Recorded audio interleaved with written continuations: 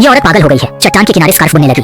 जैसे जैसे स्कार्फ लंबा हुआ, उसका दूसरा सिरा चट्टान से नीचे गिर गया। स्कार्फ के साथ गिरने से बचने के लिए औरत ने हाथों की गति बढ़ा दी, लेकिन उसकी बुनाई की गति स्कार्फ गिरने की गति से मेल नहीं खा सकी। जल्द ही औरत को चट्टान से खींच लिया गया। शुक्र है कि उसने समय पर पैर पकड़ लिया और गिरने से बच गई।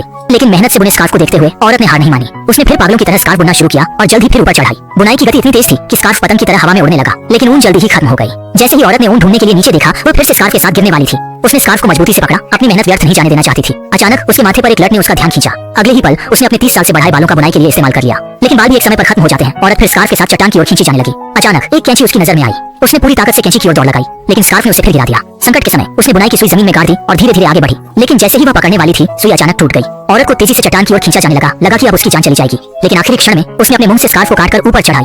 उसने चट्टान के नीचे लटके स्कार्फ को देखा और उसके हाथ अनायास ही फिर से बुनाई की क्रिया करने लगे। अभी के अनुभव ने औरत को डराया। उसने बुनाई की सुई सीधे चट्टान से नीचे फेंक दी। लेकिन ज्यादा समय नहीं बीता, औरत फिर से एक स्टूल लेकर चट्टान के किनारे आ गई। इस बार उसने पर्याप्त ऊन तैयार कर ली थी और सबसे लंबा स्कार्फ बुनने का निश्चय किया।